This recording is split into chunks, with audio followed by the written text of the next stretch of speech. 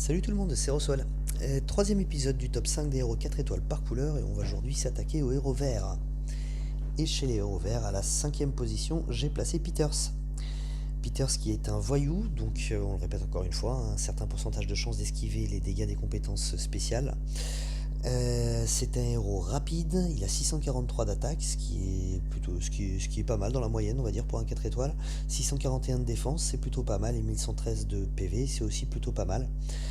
Il inflige 320% de dégâts à la cible, donc c'est un sniper au niveau 4 étoiles. Et surtout, la cible est réduite au silence pour 3 tours, ce qui est quelque chose de très efficace. Encore une fois, tout ce qui va permettre de contrôler la mana est quelque chose de très fort dans le jeu. La bataille de la mana est très importante dans tous les domaines du jeu. Donc tout ce qui va vous aider à ce niveau-là sera vraiment très très fort dans le jeu. Pour simple petit rappel, la cible est réduite au silence, ça va pas totalement empêcher la cible de déclencher sa mana, ça va retarder le déclenchement de la mana, là en l'occurrence de 3 tours. Ça va être très efficace si vous avez par exemple un héros en face qui va vous taper très très fort. On va dire par exemple, pour rester dans les héros 4 étoiles, vous avez un Jot ou un Frank qui est sur le point de déclencher et qui va vous faire très mal, voire vous tuer même 1, 2, 3 héros. Tout simplement, vous lui balancez Peters dessus et ça va l'empêcher de déclencher pendant 3 tours, ce qui vous laissera peut-être le temps de charger la mana d'un héros qui pourrait être un contre à Jot ou Frank, et donc de sauver la vie de quelques héros de votre équipe. Donc c'est quelque chose qui peut être vraiment très efficace, mais ça va surtout être efficace du coup en attaque, puisqu'on a besoin de contrôler ce genre de mana. En défense, c'est l'IA qui va contrôler, et dans la même situation, ça se trouve, Peters va se déclencher contre un autre héros qui est très loin d'avoir sa CS de charger, et il va laisser Jot ou Frank déclencher sa CS et vous tuer quelques héros de votre équipe. Donc c'est du coup forcément beaucoup moins efficace. Euh, donc plutôt un héros d'attaque. En titan, ça va être. C'est pas le top pour les titans, mais c'est quand même plutôt pas mal, toujours pour la même raison, parce que tout simplement les CS des titans font très très mal. Donc ça va vous permettre de stopper cette CS, de la retarder et encore une fois de déclencher un éventuel contre, ou en tout cas de déclencher quelque chose qui va vous permettre de résister à cette CS. Donc c'est encore une fois quelque chose de franchement sympa. En attaque de ruée, ça reste pas mal, ça reste pas mal. Encore une fois, on n'est pas vraiment dans le même domaine, j'ai envie de dire, que ce que j'avais dit pour Triton chez les héros bleus, c'est-à-dire que une fois qu'il passait étant donné qu'il était déjà en rapide et que ça reste du 4 étoiles, ça fait pas non plus des dégâts énormes. Il n'y avait pas vraiment de plus-value au fait de passer en mana très rapide avec l'attaque de ruée. Là, pour Peter, c'est un petit peu différent parce que justement, ça va lui permettre encore une fois, d'arrêter les CS de héros qui sont sur le point de se déclencher. Donc ça reste quand même très efficace de passer en très rapide. Il y a quand même un minimum de plus-value à ce niveau-là. Donc ça reste plutôt sympa. En attaque de bonus, c'est pas top, il va juste servir voilà, de sniper. Oui, il va aussi réduire au silence pendant quelques temps, mais là par contre il n'y aura pas vraiment de plus-value puisqu'il n'apporte pas de bonus, il n'enlève pas de bonus. Il va juste retarder la frappe des adversaires. Donc voilà, pas une énorme plus-value au niveau des boosters de bonus. Et par contre en bataille sanglante, ça reste toujours sympa, hein. C'est un sniper, encore une fois, à un niveau 4 étoiles, mais ça reste un sniper, donc ça fait des dégâts. C'est rapide, ça reste très sympa, quoi. Ensuite, à la quatrième position, j'ai mis Almur. Almur qui, lui, est de classe sorcier. Les sorciers, donc c'est un certain pourcentage de chance de diminuer de 50% la génération de mana des cibles, puisqu'on va voir qu'il tape plusieurs personnes. Et là, contrairement à ce que j'avais dit, par exemple, pour un Kirill costumé, là, c'est intéressant, puisqu'encore une fois, justement, il tape plusieurs personnes.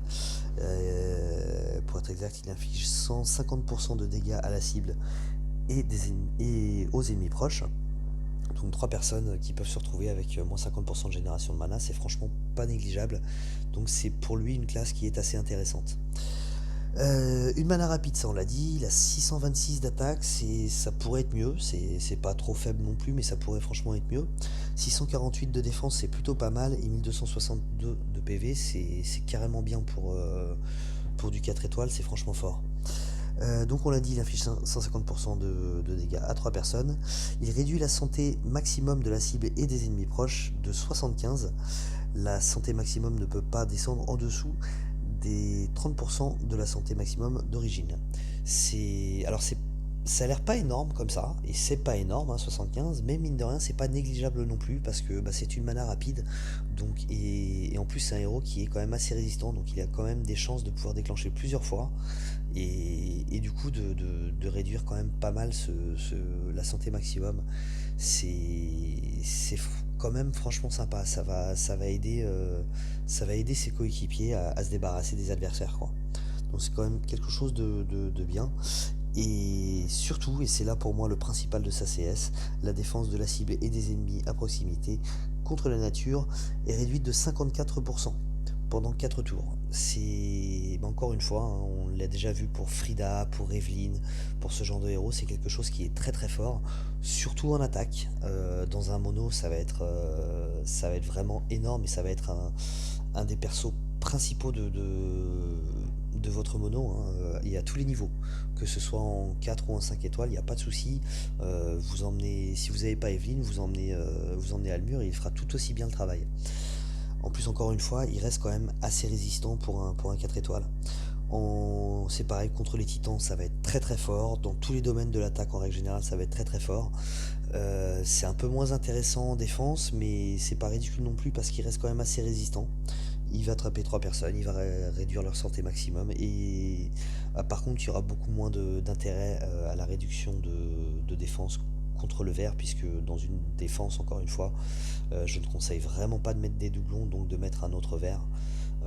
Ça n'aurait pas vraiment d'intérêt, et Almur n'est pas un héros qu'on utilise pour ses dégâts, il fait pas énormément de dégâts, donc la plus-value de son debuff de défense contre le vert ne sera pas non plus franchement énorme. Sinon, contrairement donc encore une fois à ce que j'avais pu dire pour un Triton par exemple, il restera très fort en attaque de ruée. Il est certes déjà rapide, donc c'est pas spécialement au niveau de la vitesse de mana, mais ce... Et enfin, on l'a dit, dans tous les domaines de l'attaque, il est très très fort, y compris en attaque de ruée. Euh, en, en défense, encore une fois, là ça aura même encore moins d'intérêt, mais en attaque, quel que soit le domaine de l'attaque, de toute façon, il sera très fort. Donc ça sera pareil pour la bataille de bonus et la bataille sanglante. Il diminue la défense contre le vert, et dans une équipe en mono ou dans un 3-2 avec 3 verts, ça sera vraiment très très fort. Ça reste quand même pas mal aussi en bataille de bonus, hein. Il va diminuer encore une fois la défense, donc c'est plutôt sympa. Il diminue la santé, ce qui reste aussi sympa, donc c'est plutôt pas mal.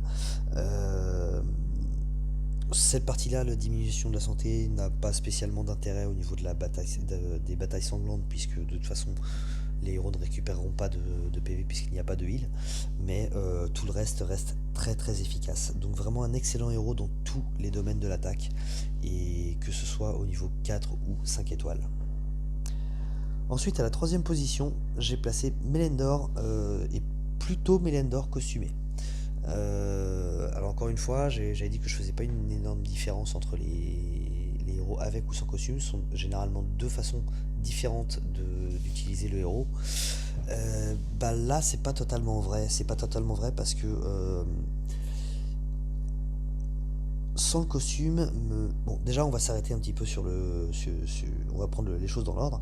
C'est une classe magicien quand il est avec le costume, il est en druide sans le costume. Les druides, c'est un certain pourcentage de chances d'invoquer des sbires, c'est pas franchement top comme classe, même si c'est toujours sympathique d'avoir un petit bouclier devant son héros. Et en magicien, ça va être un certain pourcentage de chances d'augmenter les dégâts sur les cibles qui bénéficient de bonus. Là, c'est un healer, on va le voir, et il n'inflige pas de dégâts directs, donc c'est une classe qui n'est pas franchement utile à ce niveau-là. Sinon, c'est un héros de vitesse moyenne. Il a 698 d'attaque, ce qui est franchement pas mal. C'est franchement très bien pour un 4 étoiles. 655 de défense, c'est pas mal aussi. 1151 de PV, c'est pas mal aussi. Pour du 4 étoiles, c'est assez fort. Tous les alliés récupèrent 609 PV sur 3 tours. Donc j'ai dit tout à l'heure, c'est un healer. Bon, c'est un healer par tour, donc ça peut être dispel, mais ça reste quand même plutôt sympa. Tous les alliés reçoivent plus 46% de défense pendant 3 tours, et ça c'est vraiment très fort.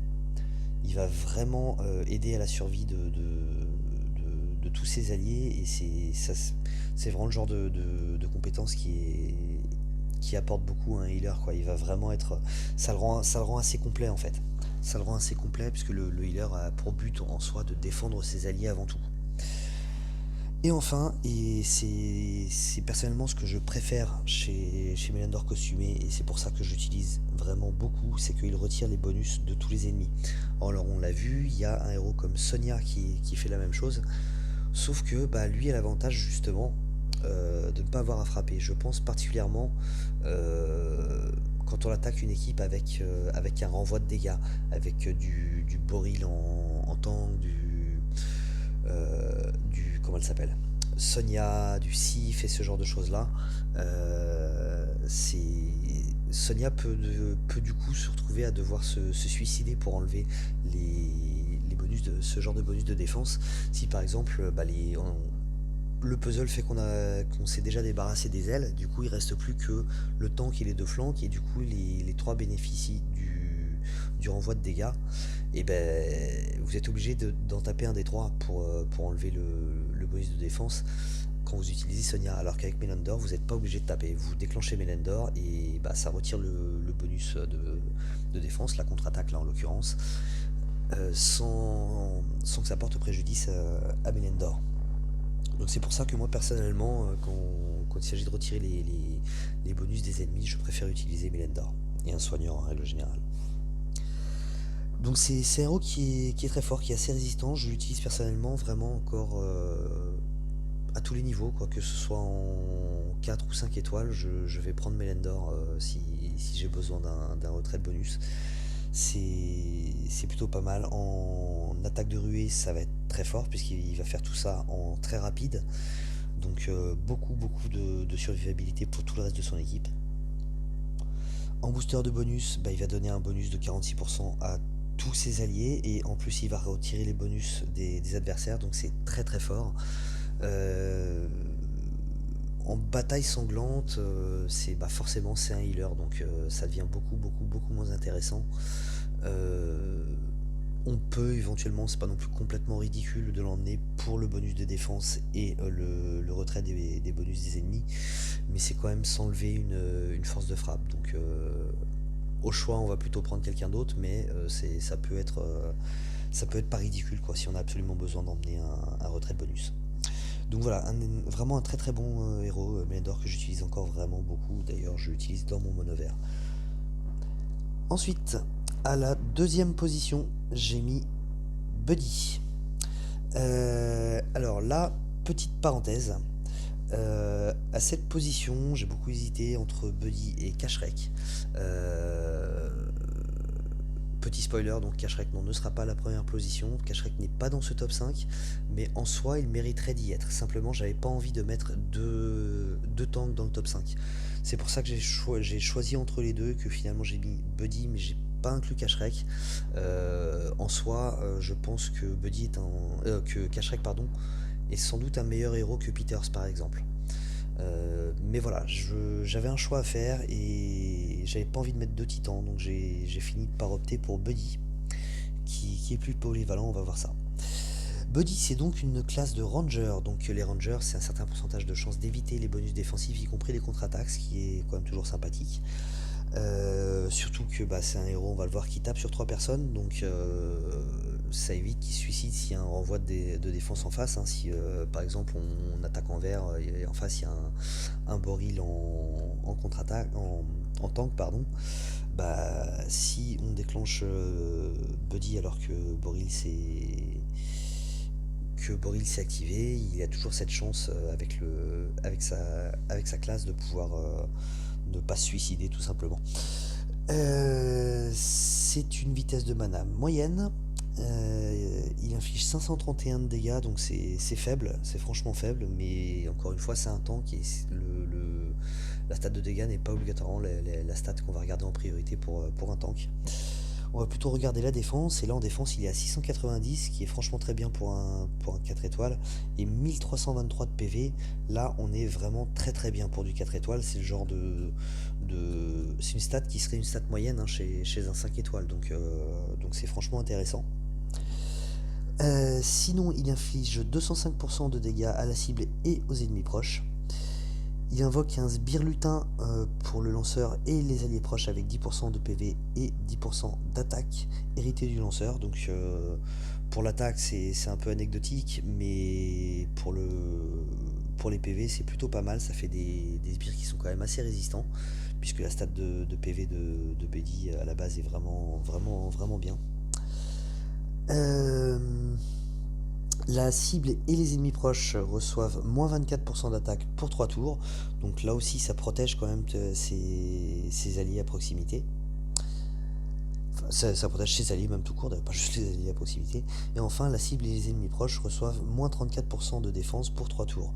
Donc c'est un tank qui est quand même très, très polyvalent. Il va protéger ses alliés et il va leur permettre de briller en débuffant aussi bien l'attaque que la défense des ennemis. Donc c'est quand même quelque chose qui est très fort. Ça va être très fort aussi contre les titans, puisqu'il débuffe la défense et l'attaque. Donc c'est quelque chose qui est toujours vraiment très intéressant quand on attaque un titan. Et quand on attaque même en règle générale. Hein. C'est un héros qui est très polyvalent, il est vraiment utilisable tout autant en attaque qu'en défense. Il n'y a aucun souci là-dessus. Il fait vraiment le taf. Et en plus, c'est un héros qui est lui aussi utilisable un petit peu à tous les niveaux. À un niveau 4 étoiles, il sera vraiment très très fort, vraiment excellent. C'est un des meilleurs tanks 4 étoiles du jeu. Il est aussi tout aussi utilisable en flank. Il est très fort en attaque aussi, on l'a dit. Et aussi, même au niveau 5 étoiles, j'ai vu des équipes avec Buddy en tank, alors que tous les autres héros étaient des 5 étoiles. Donc des joueurs qui ne manquaient pas non plus vraiment de héros 5 étoiles. Et il reste quand même très très très très embêtant, quoi. Dès qu'il déclenche, ça commence tout de suite à donner un gros avantage à son équipe. Donc vraiment très très bon dans tous les domaines du jeu, que ce soit défensif ou offensif. Il est très bon en attaque de ruée, puisqu'il fait tout ça du coup en très rapide, donc c'est fort, et encore une fois autant en défense qu'en attaque. Il est très bon en booster de bonus, puisqu'il va débuffer l'attaque et la défense de l'adversaire. Donc ça permet de contrer les éventuels bonus d'attaque et de défense de l'adversaire, en plus d'aider à leur faire plus de dégâts, et de protéger l'équipe du coup en prenant moins de dégâts. Et en bataille sanglante c'est pareil, ça va être très très fort, puisqu'il n'y a pas de soin, donc tout ce qui va débuffer la défense adverse va tout de suite être très très fort. Donc voilà, vraiment un très très bon héros Buddy, et largement la deuxième place, je pense que c'est loin d'être démérité pour lui. Et enfin à la première place j'ai placé Ansel. Ansel, c'est un ecclésiastique. Les ecclésiastiques, c'est un certain pourcentage de chance de résister à certains effets de mana négatifs. C'est un héros qui est rapide. Au niveau de ses stats, il est à 699 d'attaque, c'est très bien pour un 4 étoiles. 601 de défense, c'est pas top, mais il y a pire. Et 1064 de PV, c'est pareil, c'est pas énorme, mais il y a pire aussi. Ça sera moyennement fort, on va dire, contre les titans. Il a des dégâts de tuiles qui sont pas ridicules, donc à ce niveau-là, c'est pas mal. On va déjà s'arrêter sur sa CS pour expliquer un peu tout ça. Il inflige 255% de dégâts à la cible, donc c'est, on va dire, un pseudo sniper. Il fait pas des dégâts énormes, mais il les fait en rapide. Il inflige automatiquement 146 points de dégâts à la cible quand la mana est pleine et réduit la mana de 50% pour 3 tours.